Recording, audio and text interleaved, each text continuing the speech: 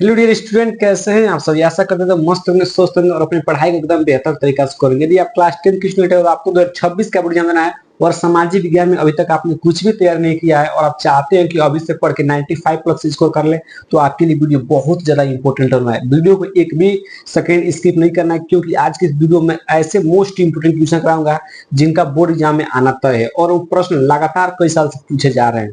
ठीक है, तो जो पहला प्रश्न आप देख रहे हैं बोर्ड स्क्रीन पर, आपको एक कदम इसको मोस्ट इंपोर्टेंट करके रख लेना है। ठीक है, तो चलिए वीडियो को स्टार्ट करते हैं। वीडियो को स्टार्ट करने से पहले यदि हमारे चैनल पर लग रहा है तो चैनल को सब्सक्राइब कर लेना है, वीडियो को लाइक और प्यारा सा कमेंट जरूर करना है बाबू। मैं इसी तरह का हर एक सब्जेक्ट का मोस्ट इंपोर्टेंट क्वेश्चन इस चैनल पर प्रोवाइड कराऊंगा, तो आपको इस चैनल को सब्सक्राइब करके जरूर रखना है। ठीक है, जो पहला प्रश्न है देखिए 2024, 23, 22, 20, 18 में पूछा गया है और 2026 में छपने का एकदम 100% संभावना है इसका और छप जाएगा, क्योंकि जो पहला प्रश्न एकदम मोस्ट इंपोर्टेंट प्रश्न है। प्रश्न क्या है, फ्रांस की क्रांति कब हुई।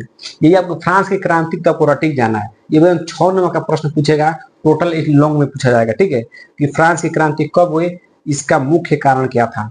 ठीक है, जो फ्रांस की क्रांति हुई इसका मुख्य कारण क्या था ये आपको बताना है। ठीक है, तो उत्तर के लिए ध्यान सुनिए। उत्तर लिखना है कि फ्रांस की क्रांति 1789 ईस्वी में लुईस 16वें के शासन काल में हुई।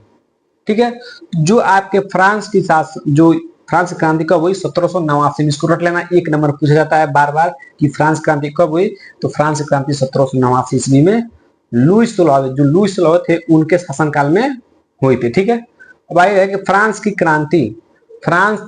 क्रांति के प्रमुख कारण निम्नलिखित है। ठीक है, अब आपको फ्रांस की क्रांति का मुख्य कारण करना है, तो इसके कारण क्या है, निम्नलिखित है। पहला कारण क्या है, दोषयुक्त शासन व्यवस्था। पहला कारण क्या था, दोषयुक्त शासन व्यवस्था। ठीक है, इसमें लिखना है कि फ्रांस की क्रांति का प्रमुख कारण वहां की जो दोषपूर्ण शासन व्यवस्था थी। राजा देश का प्रधान था और वास्तु अनुसार आचरण करता था।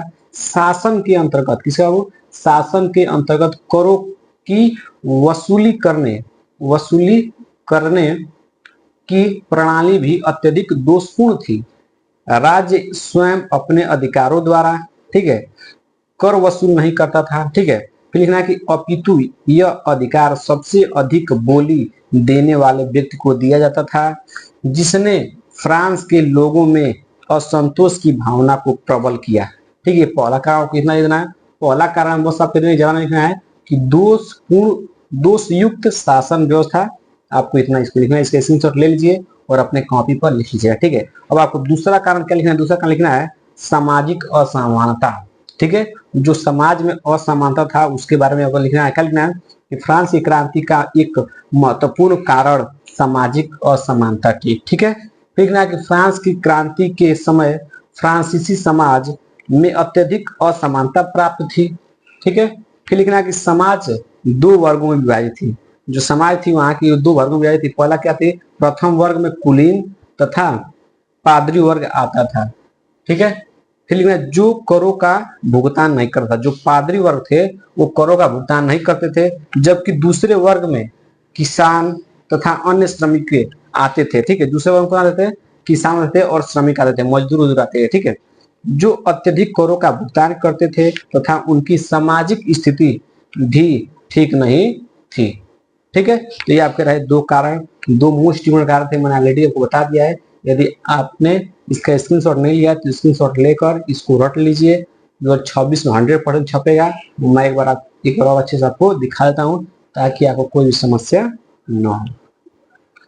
ठीक है, आप इसका अच्छे से स्क्रीनशॉट ले लीजिए और इसको कॉपी में लिखकर याद कर लीजिए। अब हम बढ़ेंगे दूसरे वाले प्रश्न पर। अब आप लोग दूसरा प्रश्न लिखेंगे। यहाँ पे दूसरा प्रश्न क्या है कि प्रथम विश्व युद्ध के बाद हुई आर्थिक महामंदी का भारत पर क्या प्रभाव पड़ा। वेरी वेरी मोस्ट इंपोर्टेंट प्रश्न है और आपका प्रश्न 4 नंबर में पूछा जाएगा। ठीक है, 4 नंबर का प्रश्न है कि प्रथम विश्व युद्ध के बाद हुई आर्थिक महामंदी का भारत पर क्या प्रभाव पड़ा। इसका आपको उत्तर लिखना है। 4 नंबर के ये प्रश्न आपके एग्जाम में आएगा। ठीक है, उत्तर के लिए ध्यान से उत्तर लिखना है कि प्रथम विश्व युद्ध के बाद आई आर्थिक महामंदी का भारत पर गहरा प्रभाव पड़ा, जिसमें कृषि उत्पादों की कीमतों में 50% तक की गिरावट आई। आयात निर्यात, ठीक है, इसको निर्यात करेंगे, निर्यात। ठीक है, आयात निर्यात लगभग आधा हो गया। ठीक है, ठीक है। किसानों की ऋणग्रस्तता बढ़ी और सोने के बड़े पैमाने पर बहिर्गमन हुआ। क्या हुआ? बहिर्गमन हुआ। ठीक है। ब्रिटिश सरकार ने लगान की वसूली जारी रखी, जिससे उनकी स्थिति और बदतर हो गई। ठीक है, ये आपका उत्तर हो गया। ठीक है, इस तरह आपको इस प्रश्न का उत्तर लिखना है। प्रथम विश्व युद्ध के बाद हुई आर्थिक महामंदी का भारत पर क्या प्रभाव पड़ा? तो आपको इसका उत्तर इतना ही लिखना है, बाकी इससे ज्यादा आपको नहीं लिखना है। ठीक है, बाकी इसमें थोड़ा बहुत और लिखना है क्योंकि 4 नंबर प्रश्न है। पहला लिखना है आर्थिक प्रभाव। क्या लिखना है? आर्थिक प्रभाव। ठीक है, आर्थिक प्रभाव क्या है? क्या लिखना है इसमें कि व्यापार में भारी गिरावट। क्या हुई? व्यापार में भारी गिरावट हुई। फिर दूसरा लिखना है कृषि कीमतों में भारी कमी। जो कृषि कीमतों थी इसमें क्या हुई? भारी कमी हुई।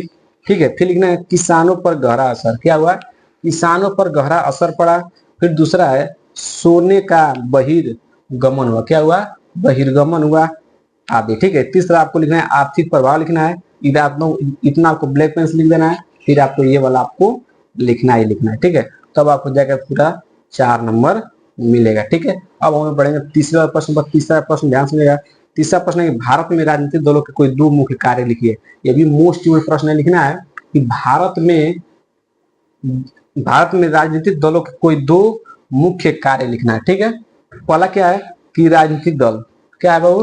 राजनीतिक दल ऐसे लोगों का समूह है जो एक जैसे विचार रखते हैं। राजनीतिक दल में ऐसे व्यक्ति होते हैं बाबू जो एक जैसे विचार रखते हैं और जो देश की विभिन्न समस्याओं पर एकमत होते हैं, उससे राजनीतिक दल का नाम दिया जाता है। ठीक है, लिखना है कि राजनीतिक दलों का महत्व, भूमिकाएं एवं कार्य लोकतंत्र में राजनीतिक दलों का अपना विशेष महत्व है। ठीक है, ये हो गया, इतना हो गया ना। फिर आपको पहला लिखना है इसका कार्य। पहला कार्य क्या है कि राजनीतिक दल चुनाव लड़ते हैं।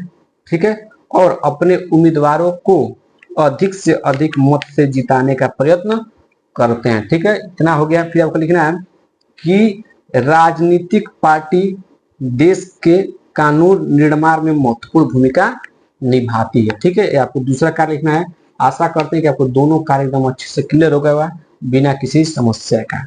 ठीक है, तो मैं टोटल आपको 3 प्रश्न कराया है। यदि आपने इस तीनों प्रश्नों को कवर कर लिया हो तो मैं आपको बताता हूं कि आप यहाँ से 14 नंबर तक तो पक्का हो ही जाएगा। ठीक है, आप एक बार इसका स्क्रीनशॉट ले लीजिए अच्छे से, ताकि आपको लिखने में कोई समस्या ना हो। आप इसको नाम लिख के अपने कॉपी पर इसको याद कर लीजिएगा। ठीक है, मोस्ट इम्पोर्टेंट तीनों प्रश्न थे। आशा करते हैं कि वीडियो एकदम अच्छे से क्लियर हो गया होगा। ठीक है, यदि आपको वीडियो अच्छा लगा तो वीडियो को लाइक कीजिएगा और चैनल को सब्सक्राइब कीजिए। कमेंट जरूर कीजिएगा आपको वीडियो कैसी लगी। ठीक है, इसका भी स्क्रीनशॉट आप लोग ले लीजिए।